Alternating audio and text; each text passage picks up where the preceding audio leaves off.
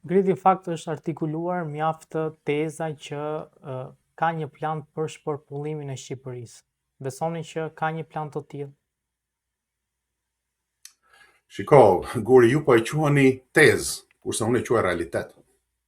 Nuk është më tezë. Nëse themi tezë, atëherë vëm në dyshim një diçka që e shohim me sy, që e ndjejmë për ditë. Unë isha në Shqipëri për disa javë dhe pash me sytë e mi që shumica e madhe e qyteteve janë të shpopulluar. Po dalësh pak në rrethinat e Beratit duke shkuar për në Çorovod, nuk gjen frym njeriu. Gjen lokale, gjen gjëra të bukura, gjen ferma, po nuk gjen, po frym njeriu nuk sheh. Në qytetet e tjera të Shqipërisë ke një shpopullim të frikshëm.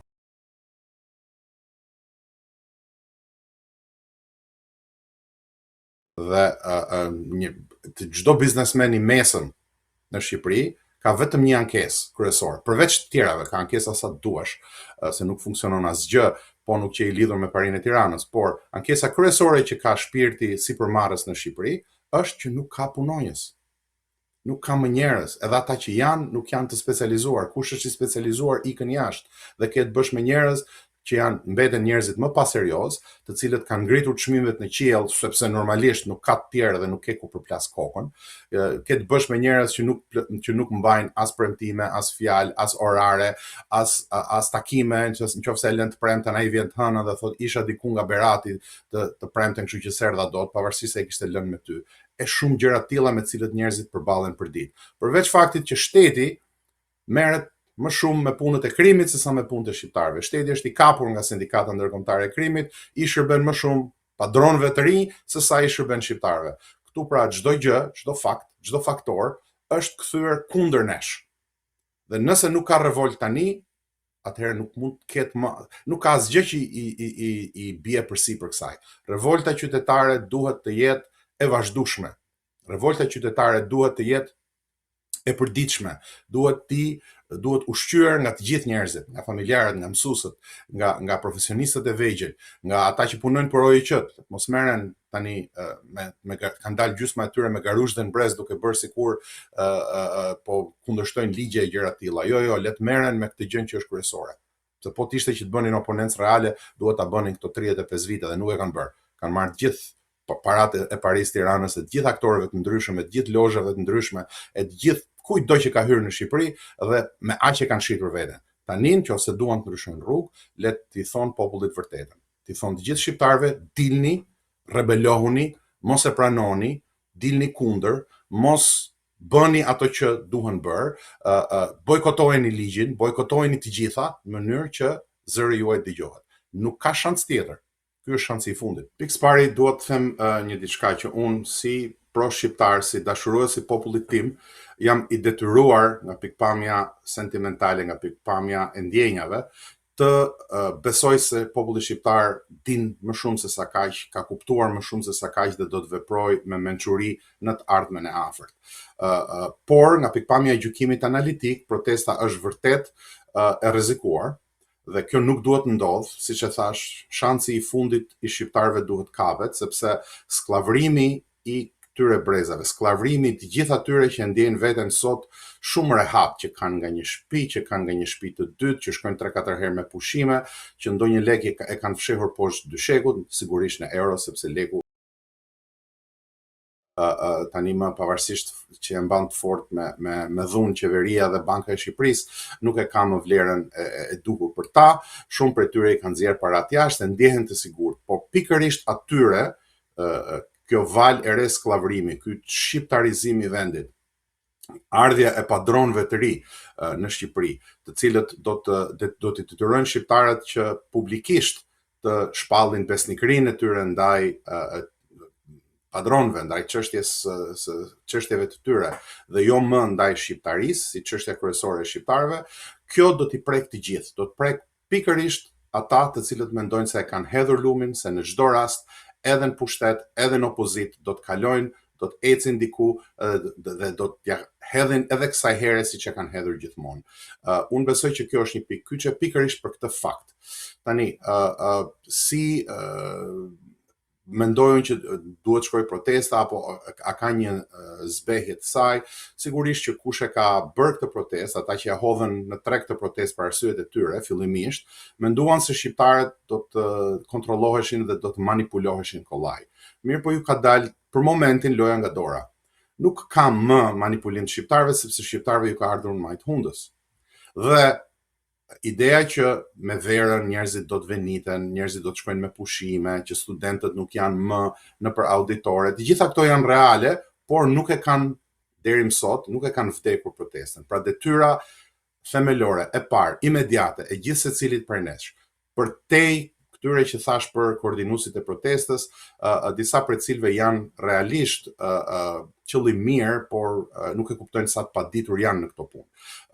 Pra detyra jone të gjithëve bashkë, edhe atyre që nuk e kuptojnë se si duhet bërë rruga e duhur, është që në de minimis, pra në rastin minimal, të mbahet protesta gjallë. Kjo protestë është protestë e shpirtit shqiptar. Duhet të vazhdoj shumë për te rënjes e Edi Ramës. Rënja e Edi Ramës ose dorëheqja e tij është një objektiv që e shuan protestën. Nuk është objektiv fundor, është objektiv fillestar. Rënja e tij është sine qua non, kushti për të vazhduar më tej.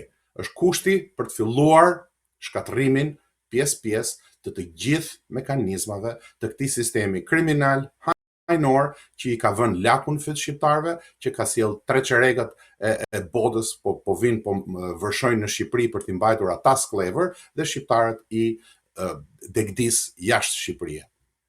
Mos harroni që nëse kjo protestë dështon, nëse paria arrin të gjej anën kësaj proteste, duke u tallur me të, duke i bërë njerëzit të friksuar, duke hequr limfën me anë të atyre partiçkave të vogla që dalin me intervista live apo që marrin firma në për gjithë qytetet e Shqipërisë, nëse paria i arrin kësaj, një pjesë e konsiderueshme e atyre që mbështesin protestën nuk do të kenë zgjedhje tjetër veç se të largohen. Dhe kjo shifrat variojnë, mund të jenë 300, 400, 500, mund të jetë edhe deri në 700.000 vetë që mund të ikin nga Shqipëria sepse nuk do ta gjejnë më veten nën padronin e ri si sklever, janë pikërisht këta që mendojnë se mund edhe t'ja hedhin dhe këtyre do t'ju bjerë radha që të largohen dhe do të zëvendësohen me Bangladesha, Sirian, Afrikan, të gjitha llojeve të ndryshme të cilët i sheh sot nëpër Shqipëri që bëjnë punët që dikur i bënin shqiptarët. Pra, ky është rreziku kryesor dhe këtij rreziku duhet t'i largohemi duke qenë konsistent, duke qenë të qëndrueshëm në një protestë kundër Parisë së Tiranës, kundër të gjitha tyre bashkë, kundër sistemit të tyre, sepse pa u hequr ai sistem nuk ka zgjidhje për shqiptarët. Zgjidhja e dytë dhe e vetme përkundër kësaj është të pranojmë sklavërimin. Nëse ata duan ta pranojnë, ata njerëz që janë shesh duan ta pranojnë sklavërimin, le t'i ndjekin këto kuvendet dhe gjërat që me demek bëjnë organizime. Çështja nuk ka më të bëjë me organizimin, kjo është çështje e ndjesisë së brendshme të gjithë secilit individ. Njerëzit e thjesht, familjarët, emigrantët që kthehen në Shqipëri këto 2 muaj, megjithëse është paksuar shumë numri, duhet të dalin protestë. Duhet ta mbajnë protestën gjallë deri në vjesht, kur të rikthehen studentët, kur të ketë mundësi që të bëhen hapat më tejshëm për shkallëzues të kësaj proteste që do ta vendosnin Parin në një pozicion jashtëzakonisht shumë të pavolitshëm. Kjo është strategjia që ata në Tiranë pyesin po nuk duan ta ndjekin. Ja pra, po e them publikisht, strategjia është hap pas hapi, delegjitimimi i secilës hallk të sistemit kriminal dhe hajnor të kësaj parie, duke u hedhur në greva, duke bojkotuar shërbimet ndaj Parisë Tiranës, duke ja bërë të vështirë jetesën dhe duke mos se nxjerr fitimin më ata. Sepse nëse bllokohet një ditë sistemi i OSHA-s, nëse nuk paguhen më dritat, nëse nuk paguhen më qerat për një muaj në shenjë proteste ndaj regjimit, atëherë fillon edhe komplikohet, ndërlikohet puna për Parinë e Tiranës. Për sa kohë që kanë të bëjnë me kuvende të tilla ku treqeregët janë vegla dhe të tjerët mendojnë se dinë më shumë se sa dinë, ja i bëjnë vetes me sy, të gjitha këto për Parinë e Tiranës janë lecka. Nuk e kanë fare problem. Edi Rama luan me 375 porta. Edi Rama mori një antisemit dhe sollin mes Tiranës për të luajtur me 43 porta të tjera. Pra, sofistikimi i Parisë Tiranës është i tillë, saqë nëse kanë të bëjnë me kësi njerëzish totalisht jashtë loje nga ana profesionale, do ta kenë shumë kollaj, kontrollohet shumë kollaj. Por Paria e Tiranës i ka ndeshur Gozhda në sharran Gozhd, sepse aty brenda ka shumë interesa tjera, të cilat nuk ka arritur do t'i manipulojë deri më sot, dhe ky është shansi i shqiptarëve. Shansi i shqiptarëve është që të mos ndalen në asnjë moment, asnjë ditë, as në Shqipëri dhe as në diasporë, se është detyrim edhe i diasporës. Diaspora është gjysma e kombit shqiptar. Diaspora duhet të tregojë që është e ndërgjegjshme. Duhet dalë në përmarshime afër ambasadave dhe konsullatave çdo ditë. Çdo ditë, pa u ndalur asnjë ditë. Le t'i bëjnë pastaj mitingjet ku njerëzit shprehin urrëtin e tyre një herë në javë, edhe emigrantët, nuk ka asnjë të keqe ajo, le t'i marrin lejet nëpër polici e të tjera. Por çdo ditë i duhet treguar Paris Tiranës që nuk është më e pranuar, i duhet treguar edhe të huajve që shqiptarët nuk e pranojnë më këtë. Shqiptarët nuk janë një popull që shiten për kaq pak, siç mendojnë disa.